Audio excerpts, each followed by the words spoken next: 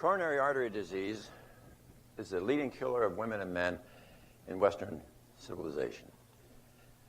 And yet, the truth be known, it is nothing more than a toothless paper tiger that need never exist. And if it does exist, it need never, ever progress. This is a foodborne illness. And this led to sort of a bit of global research.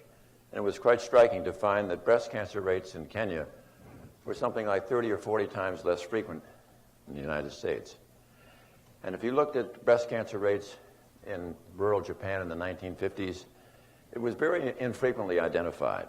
And yet, as soon as the Japanese women would migrate to the United States, by the second and third generation, they now had the same rate of breast cancer as their Caucasian counterpart. But even more powerful, perhaps, was the data on cancer of the prostate. In 1958, in the entire nation of Japan, how many autopsy-proven deaths were there from cancer of the prostate? 18. That's the most mind-boggling public health figure I think I've ever heard. But I made a decision then that I was concerned that my bones would long be dust before I could really get answers between nutrition and cancer. And so I chose to deal with cardiovascular disease, which is the leading killer of women and men in Western civilization. And it was quite striking that in this global review, there were a number of cultures by heritage and tradition that simply lacked any cardiovascular disease. They were plant-based. And so with that information, I came back to Cleveland, and when my wife and I decided to go on this plant-based diet for a year, and then I asked cardiology if I could have about 24 patients, which was a number that I could handle, and still carry out my surgical obligations. And the 24 patients that I received were, as my late brother-in-law used to say, the walking dead.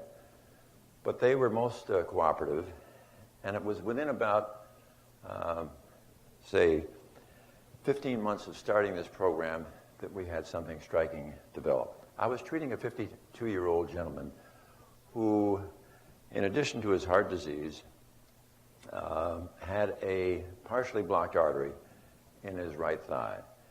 And he told me about the fact that when he was crossing the Skyway to my office, he had to stop 5 times because of pain in his calf, because of this blocked artery. So I had him go to the vascular lab, and we got his pulse volume. And then I forgot all about his leg, so focused on his heart. And 8 months later, he said, "Dr. Esselstyn, do you recall when I first started seeing you, I had to stop 5 times crossing the Skyway to your office. This last month, it got to be 4 times, and it was 3, 2, 1. He said, "I don't stop anymore. The pain is gone." Don, back you go to the vascular lab.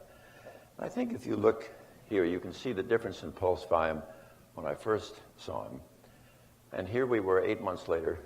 It was now almost 2 times greater. So the thing that was so exciting about this was, in science, we had demonstrated what we call proof of concept. Not only that, but this occurred 1 year before the invention of the statin drugs. So this was so powerful because it showed us that indeed with nutrition, we could actually not only halt this disease, but we could reverse it. And not shortly thereafter, what occurred, we saw this now in the heart. This is a 54-year-old security guard where our angiography core laboratory described this as a 30% improvement. But what really got our attention was a fellow surgeon at the clinic who, at age 44 in 1996, began to get chest pain. He did not have hypertension, he did not have diabetes, he did not have a strong family history, he was not overweight. And cardiology worked him up in October of 1996, could find nothing. 3 weeks later, he was finishing his surgical schedule, sat down to write postoperative orders, splitting headache, immediately followed by this crushing elephant on his chest, pain in his shoulder down his arm. Joe was having a heart attack. Whipped down to the cath lab, start the catheterization, cardiac arrest, resuscitate, and finish the catheterization. And then he's been sent up to the floors and discharged 3 days later, but very depressed. Why?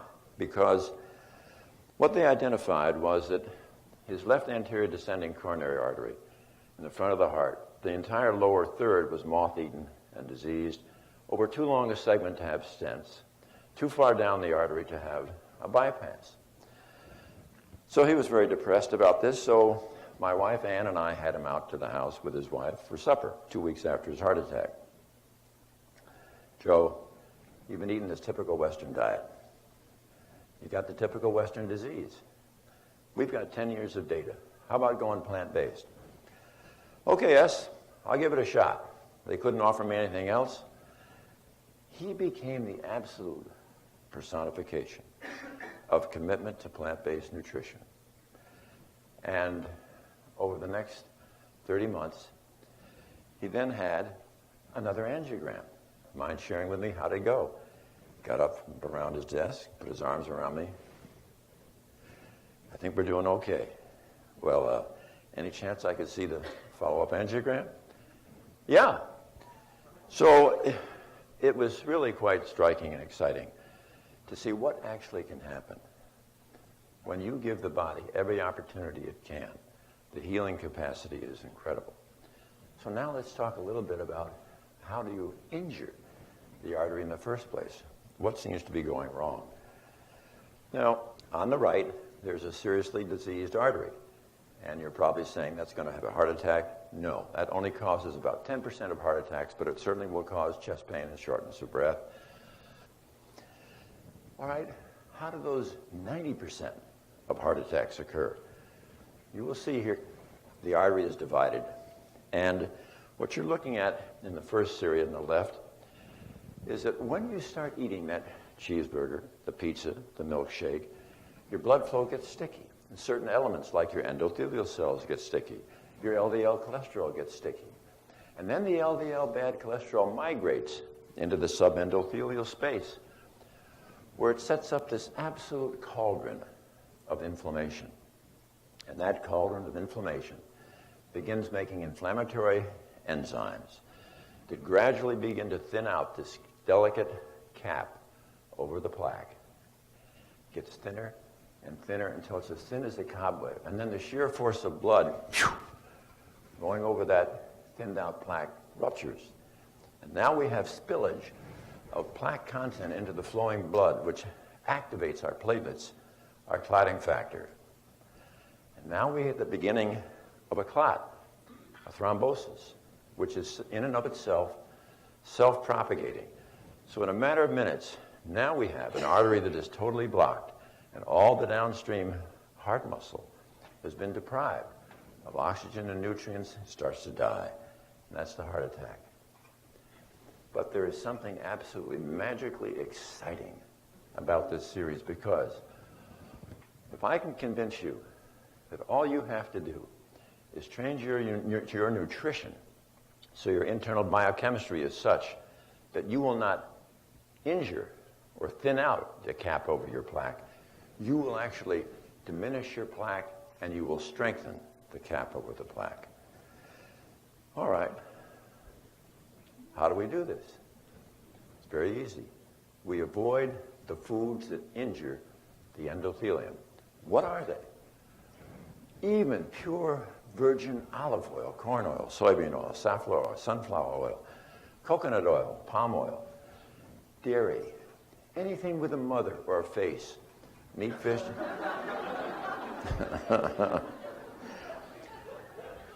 meat, fish, chicken, and turkey, and also caffeine in coffee and fructose. All right, what are you going to eat?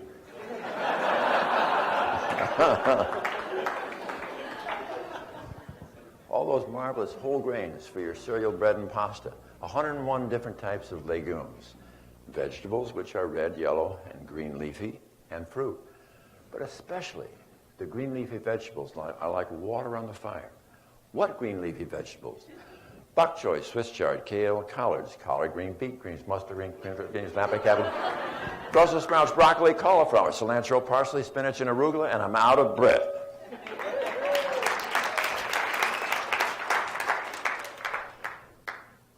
But remember, no oil.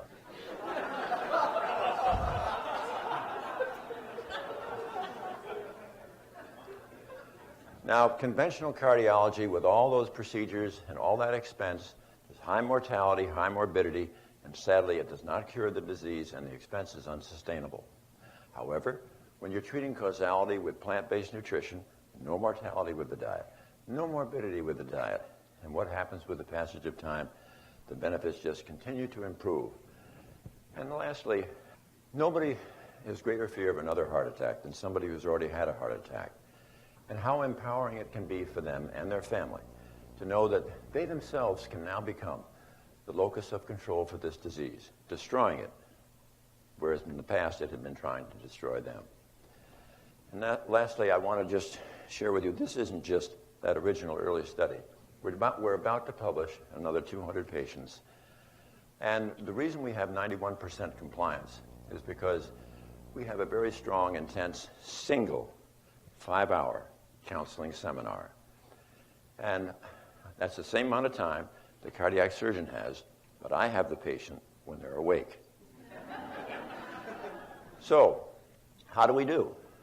If we look at the vertical axis, what you're seeing here is the average of about 3 independent cohorts of cardiology studies that are quite well known.